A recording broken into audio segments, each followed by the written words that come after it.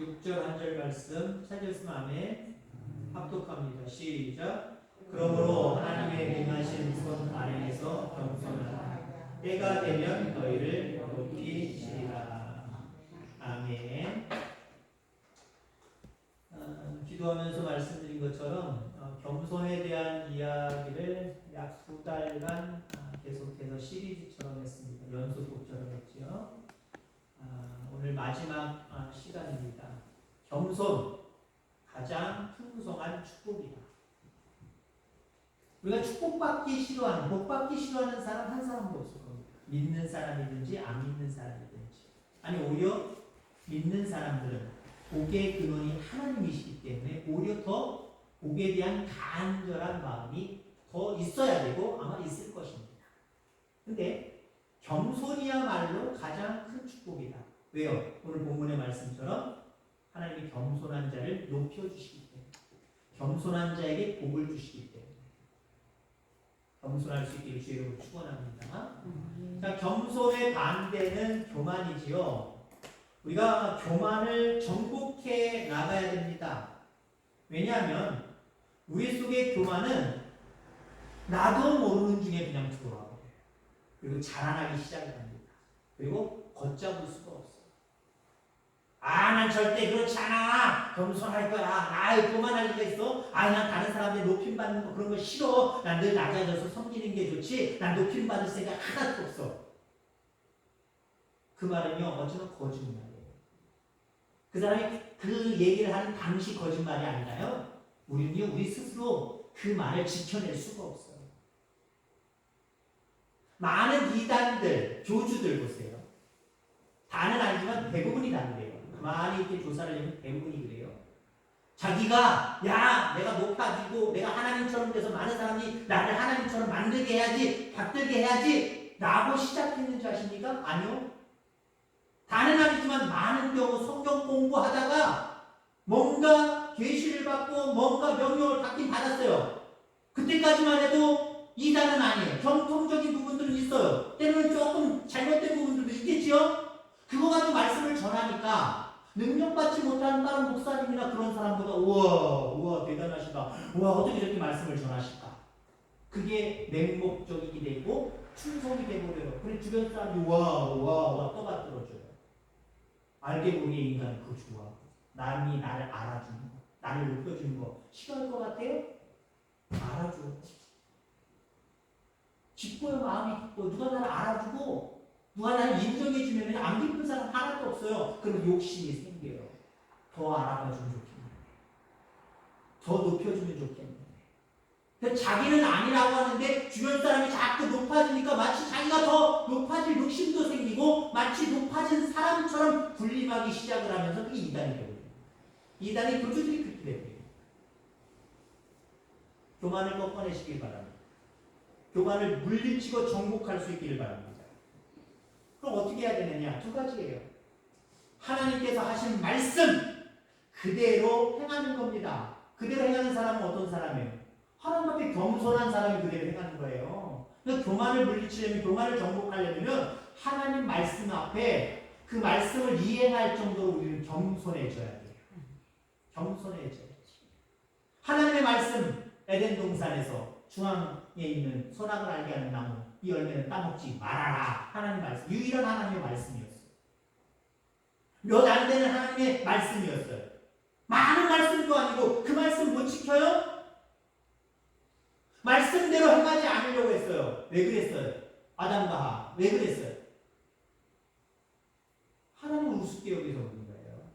하나님 앞에 겸손했던 마음이 고개를 빳빳이 들고 하나님이랑 나랑 다를 게 어디 있어? 배 얘기 들어보니까 나랑 하나님이랑 다를 게 하나도 없네? 오히려 우리가 더 하나님보다 높아질 수 있네? 저것만 따먹으면 이렇게 변하게 되는 거예요. 하나님처럼 높아지려고 말씀 듣지 않는 거예요. 누가 이런 신앙생활하는데 하나님 말씀대로 안 살아요? 교만한 사람이 말씀 안 들어요. 말씀대로 살지 않아요. 사모님 뒤에 에어컨 하나 추워도 약간 참으시고 더우신 분들이 종종 있고 제가 땀이 나네요. 자, 2번째는 어떻게 교만을 정복할 수 있느냐? 겸손할 때 하나님이 높여주실 거라고 하는 확신을 가지고 그 주님을 의지하고 믿고 살아가시길 간절히 소망합니다. 겸손할 때 하나님이 높여주세요. 그거 확신하면 낮아질 수 있어요. 아유, 겸손해봤자 내 손해지. 세상은 그런 것 같아요. 세상은 겸손해봤자 자기 손해가 많은 것 같아요. 누가 알아주지도 않아요. 낮아져서 섬기는 거 보세요. 누가 알아줘요? 안 알아주고요. 오히려 우습게 여겨요. 저 사람은 그런 사람인가 보구나. 다음에 또 기대를 해요. 저 사람 저렇게 섬기네. 내가 다음에 섬겨야지. 이렇게 하면 얼마나 좋아요. 안 그래요? 저 사람은 저런가 보다. 저기요. 우리 이것 좀 해주고 저것 좀 해주고. 지난번에 했잖아요. 한마디로 말을 하든지 말 안 하든지 마음속에 그 마음이 있다니까요. 저 사람은 저렇게 해도 되는 사람. 낮아지면 세상은요. 이익될 게 하나도 없어요. 근데요. 그럼에도 불구하고 우리가 낮아져야 될 필요가 있어요. 왜? 하나님을 알아주세요. 높아지려고 하는 건 하나도 알아주세요. 지난번에 제가 사파 같은 그림 보여드렸죠? 세상의 성공과 성장은 위로부터 재지만 하나님은 성장과 성공을 아래서부터 잰다. 그 말은 뭐예요? 겸손한 걸 최고로 알아주신대요. 겸손한 걸 최고로 알아주신대요. 자, 이렇게 이런 두 가지 마음을 가질 때 우리 속에 교만이 들어와 숨쉴 수가 없어요. 자라날 수가 없어요. 정복하고 몰아낼 수 있는 거예요. 이런 저와 여러분들 다 되기를 주의 이름으로 축원합니다. 겸손이 성도의 가장 귀한 품성입니다. 성도의 가장 귀한 품성. 예수 믿는 사람은 예수 믿음으로 말미암아 좋은 품성으로 변화돼야 돼요. 예수 믿었는데도 예수 안 믿었을 때 품성을 그대로 가지고 살아간다. 빛가소금역을 감당하기 힘들어요. 물론 사람은 쉽게 변하지 않는다라고 이야기하지만 성령 안에서 말씀 안에서 우리는 얼마든지 변화될 수 있어요. 우리 좋은 품성을 가지고 살아가야 돼요. 그럼 하나님이 바라보실 때 예수님 믿고 좋은 성품으로 변화된 모습은 어떤 모습이냐? 좋은 성품을 가진 최고의 모습은 어떤 모습이냐? 최대한 겸손한 자의 모습이에요. 근데 겸손은 하나님의 자녀로서 가질 수 있는 최고의 품성이다. 또 한 가지는 하나님 앞에서 우리가 첫 번째로 수행해야 될 의무조항이라는 거예요. 하나님 앞에서 내가 구원받았으니 구원받은 은혜로 내가 하나님 앞에 무엇을 해드릴까? 그 첫 번째가 겸손해지는 거예요. 그 첫 번째가 겸손해지는 거예요.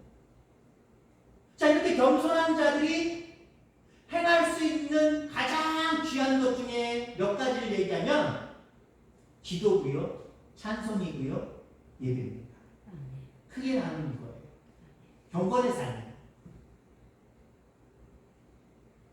그리스도인으로서 좋은 품성을 갖게 되면 그 사람은 기도하게 되어 있어요. 그 사람은 찬송하게 되어 있어요. 그 사람은 모이게 힘쓰게 되어 있어요. 여러분 스스로들 한번 평가해 보세요. 내가 얼마나 기도하는가. 얼마나 입술을 벌릴 때마다 생각날 때마다 기도하고 찬송합니다. 그리고 얼마나 내가 주님 앞에 모이게 힘쓰는가. 그것이 여러분들의 품성이에요. 그것이 여러분들의 겸손한 정도다라고 하는 겁니다. 그리고 겸손은요, 우리의 영혼을 지키는 안전장치. 이 세상에 하나님이 모든 영혼을 지키시는데, 물론 육체는 영원토록 지키시진 않아요. 누구나 죽습니다. 질병을 겨울 수도 있고요. 이처럼 물난리, 불난리, 난리를 겪을 때도 있어요. 근데 하나님이 그를 끝까지 책임져 주시고 지키시는데, 우린 이 땅이 중요하고 이 땅이 전부다라고 생각하지만 착각이잖아요. 영원이 있잖아요. 영원. 거기까지 우리를 지키신다는 거예요. 그럼 누굴 지키세요? 누굴 지키세요? 하나님 잘 섬기는 사람, 겸손한 사람이에요. 겸손은 영혼까지 지키는 안전장치라는 거죠. 겸손하면 하나님 나를 책임져 주신다는 거예요. 날마다 겸손할 수 있게 되기를 주의 이름으로 축원합니다. 본문, 그러므로 하나님의 능하신 손 아래에서 겸손하라. 때가 되면 너희를 높이시리라. 겸손하되 하나님의 능하신 손 아래에서. 세상적으로도 겸손한 사람들이 있어요. 세상적으로도 예수 안 믿는데 법 없이 살아갈 만한 좋은 품성 가지고 계신 분들 계세요. 근데 우리는 겸손하게 하나님의 능하신 손 아래에서 능하신 손 아래에서 겸손의 목적이 달라요. 겸손의 과정이 달라요. 그냥 좋은 도덕적인 좋은 부모님 만나서 좋은 선생님들 가운데 잘 배워서 그냥 도덕적으로 그다음에 뭐 여러 가지 성품적으로 낮아진다 겸손한다 그것도 좋지만 여러분들 그 능하신 손 아래에서 겸손할 수 있길 바랍니다. 그럴 때 너희를 높이시라라고 말씀을 하고 계십니다. 겸손의 명령을 여러분들 얼마나 따라가고 있는지 스스로 점검할 수 있기를 바랍니다. 하나님이 신실한 분이시기 때문에 하나님의 능하신 손 아래에서 겸손하라 명령하시고 그 명령에 순종하는 자들에게 약속된 놀라운 축복들을 반드시 이루어 주세요. 여기 어떤 말이 빠졌다고 이야기한다면 때가 되면 이라고 얘기를 하고 있습니다면은 그리하면 이라고 하도 좋습니다. 하나님의 능하신 손 아래에서 겸손하라 그리하면 때가 되면 너를 높여주시라. 그때를 바라면서 우리는 겸손해지는 거예요. 어차피 이 세상에서는 겸손해봤자 이익 볼 게 하나도 없지만 그러함에도 불구하고 계속해서 하나님 앞에서나 사람 앞에서 자기를 낮추는 모습을 가져야 됩니다. 왜? 우리 인간에게는 때가 반드시 있거든요. 하나님의 심판의 때가 반드시 있거든요. 상급을 줄 자와 상급이 아닌 영원한 멸망으로 들어갈 자가 정해지게 되어 있거든요. 때가 되면 겸손한 자들에게 말씀 그대로 순종한 자들에게는 하나님 나라로 그들을 이끌어가지 그렇지 못한 자들에게는 하나님 나라가 아닌 영원한 형벌의 나라로 갈 수밖에 없다라고 하는 겁니다. 인간을 대하시는 하나님의 두 가지 단계가 있습니다.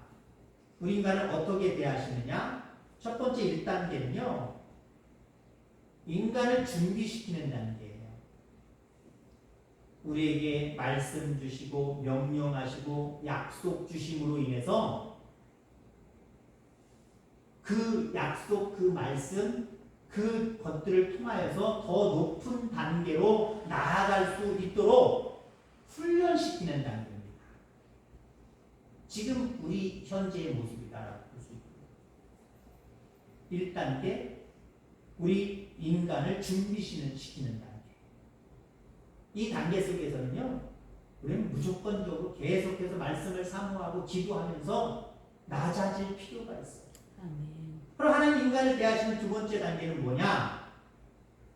축복하시는 단계, 이뤄주시는 단계예요. 1단계 때는 약속하시고 말씀 주시고 그러면서 그 말씀과 약속을 가지고 어떻게 순종하는지 어떻게 겸손해져서 그 하나님 말씀을 대하는지 그 언약을 대하는지를 보시는 거고요. 2단계에서는 이루시는 단계 그걸 보신 다음에 상급을 내리시기도 하고 징계를 내리시기도 해요. 이거는 지금 현재일 수도 있고 앞으로 되어질 하나님 나라에서의 모습이기도 해요. 현재에도 존재해요. 1단계, 2단계가 현재에서도 존재해요.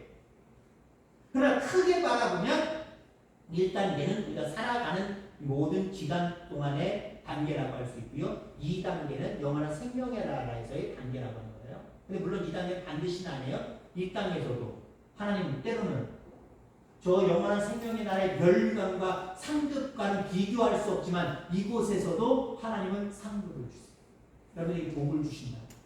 오, 이거 겸손하구나. 말씀대로 언약대로 네가 겸손하게 살아가고 있구나. 그럴 때마다 하나님께서 우리 칭찬하시고 박수 쳐주시고 격려해 주세요. 축복을 하신단 말이에요. 은혜 베풀어 주신다는 거예요. 그렇지 못한 자들에게는 물론 영원한 징벌이 있어요. 영원한 징벌이 있지만 이 땅에서도 깨달으라. 여기서는 영원한 징벌은 아니에요. 깨달으라. 돌아오라. 징계를 내리시고 훈계를 하시기로. 주님 부르신 그 순간까지 계속 돌아오기를 바라면서 훈계하고 책망하고 때로는 징계하시고 그런 모습을 대하신다. 자, 우리는 하나님과 사람 앞에서 겸손을 나타나기 위해서 오직 하나님께 소망을 두고 살아가시기를 간절히 바랍니다. 하나님을 의지하는 법을 계속해서 더 연구하며 살아가시기 바랍니다. 어떤 일이 있을 때마다 그 일들을 하나님을 더 의지하라고 하는 모습으로 해석하세요. 어떤 일이든지 그래요.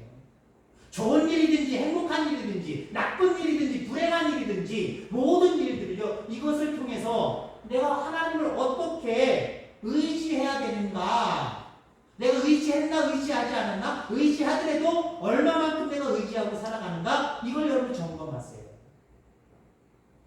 그러면서 어떤 일들, 좋은 일이든 나쁜 일이든 불행이든 행복이든 그 일들 앞에서 하나님을 가까이 할 수 있는, 하나님을 더 의지할 수 있는 계기들이 다 되기를 주의 이름으로 축원합니다.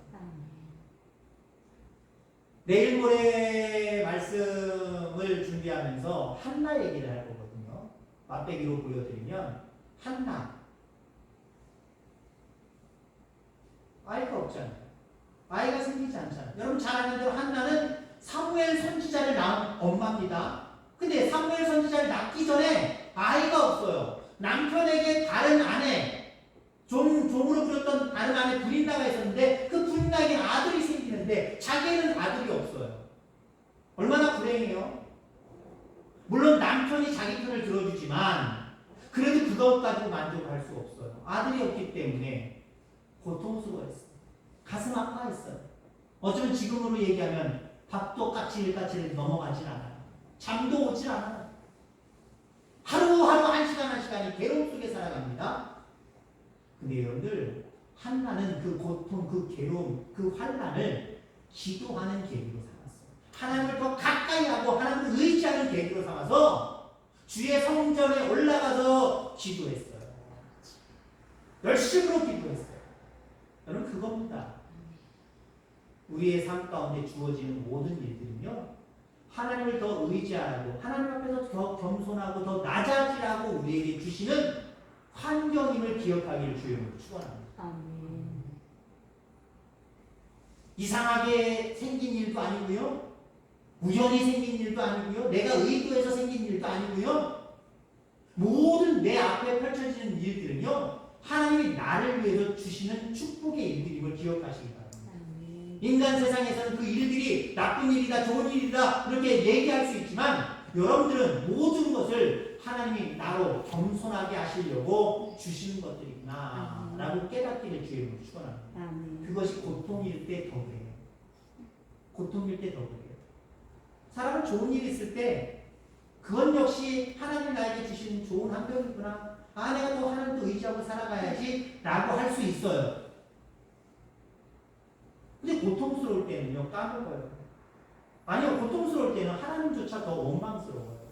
왜? 내가 예수 잘 믿는데 왜 나한테 이런 일 당하게 하는 거죠? 왜 이런 일 당하게 하는 거죠? 저는 이상한 상상을 한번 해봤어요. 아, 하나님이 이 물난리 날 때 물이 집에 안 넘치도록 믿는 사람들한테는 그 강남에서 그랬던 것처럼 어떤 그 건물은 강남 그 지하 이렇게 들어가는 입구에 벽을 쌓잖아요. 일일이 벽돌로 쌓은 게 아니라 기계적으로 뭘 누르기만 하면 쫙 설치가 되는 거. 그 다음에 저기 어디에요? 창원인가 어디에도 그 해수막인가? 뭐 아무튼 있어요. 해풍막인가? 바닷가에 태풍이 온다 싶으면 2m인가 뭔가가 누르기만 하면 쭉 하고 올라와요. 바람 나가지고 파도 나가지고 뭐 다 나가주더라고요. 피해가 없었어요. 이번에 크게 태풍 불어서도 피해가 없었어요. 하나님 믿는 사람들은 보호막처럼 쫙 씌워주면 얼마나 좋았을까? 이상한 생각해봤죠.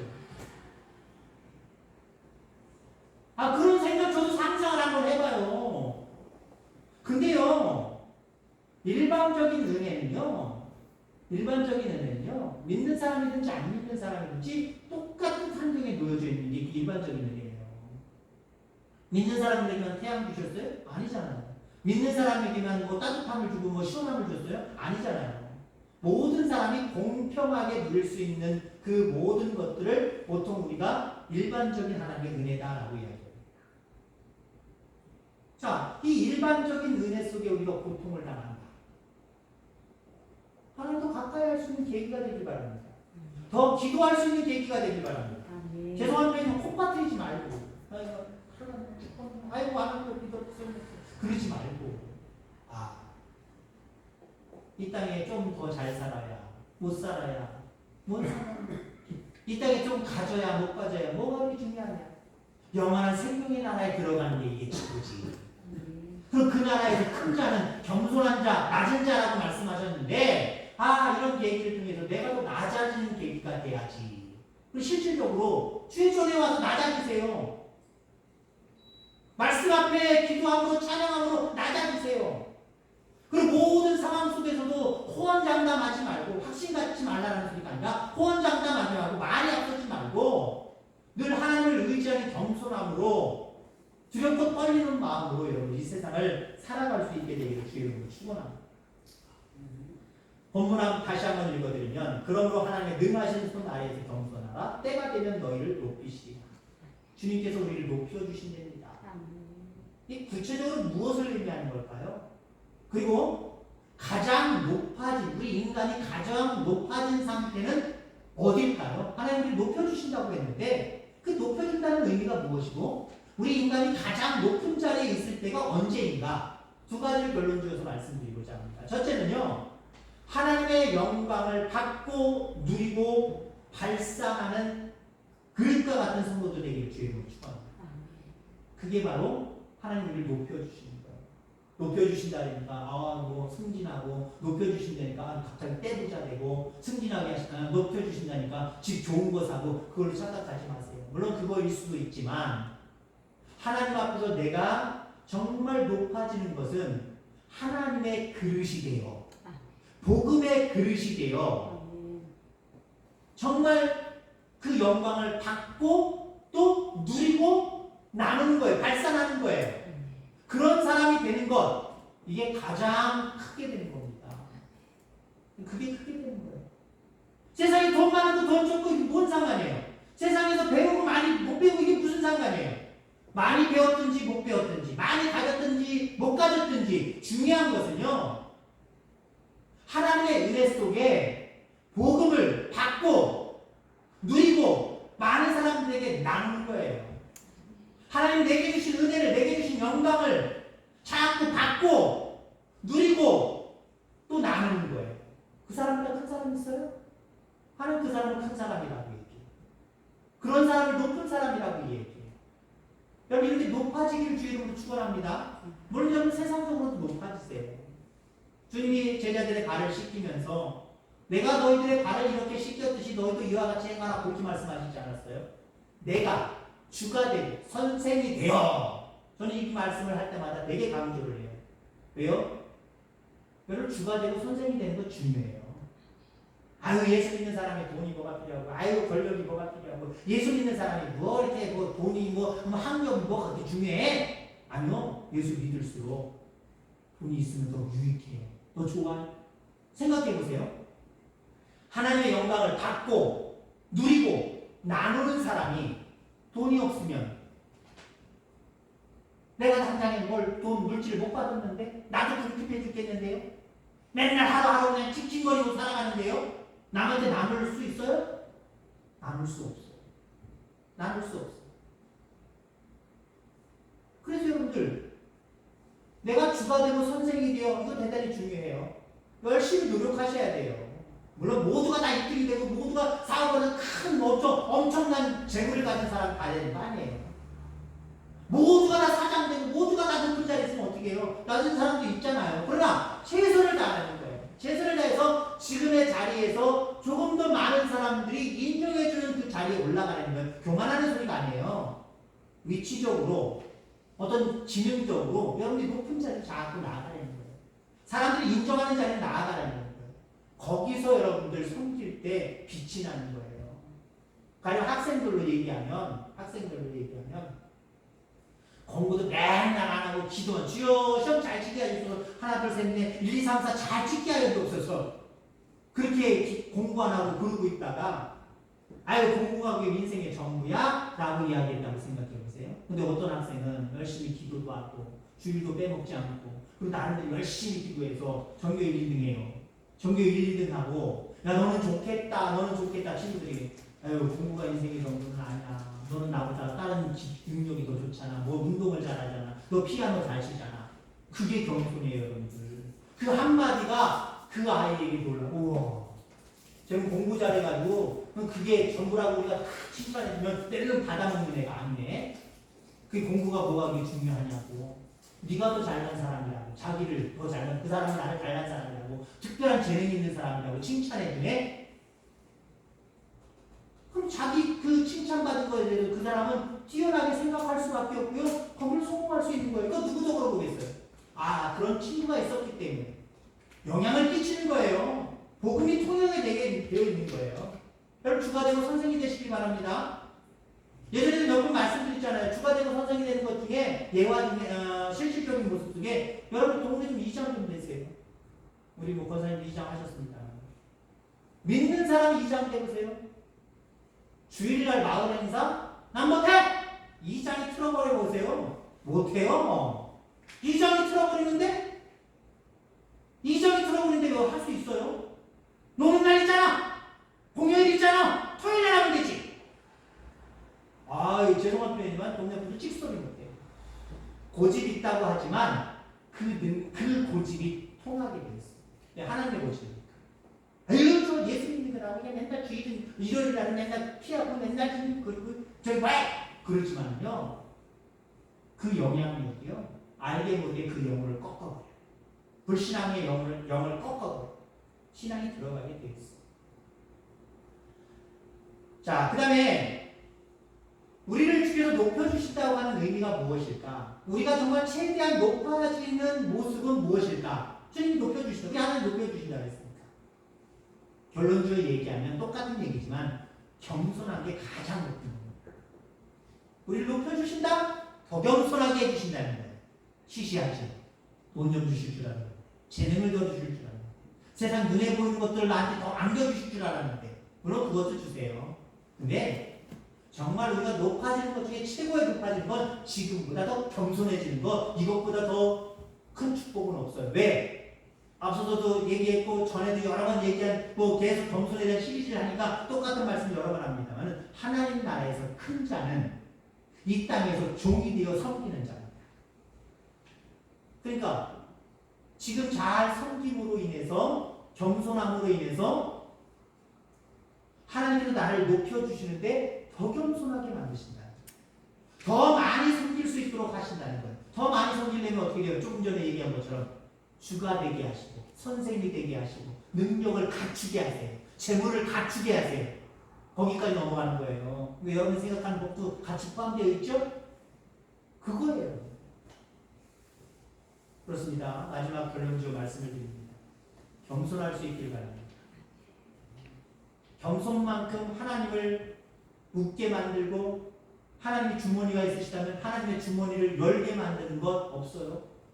겸손한 사람을 보고 하나님 웃으시고요. 겸손한 사람을 보시고 하늘에 보고 하늘의 주머니를 여셔서 우리에게 각종 필요한 것들을 다 받으십니다. 늘 겸손할 수 있는 저와 여러분들 되기를 주의 이름으로 축원합니다. 하나님 아버지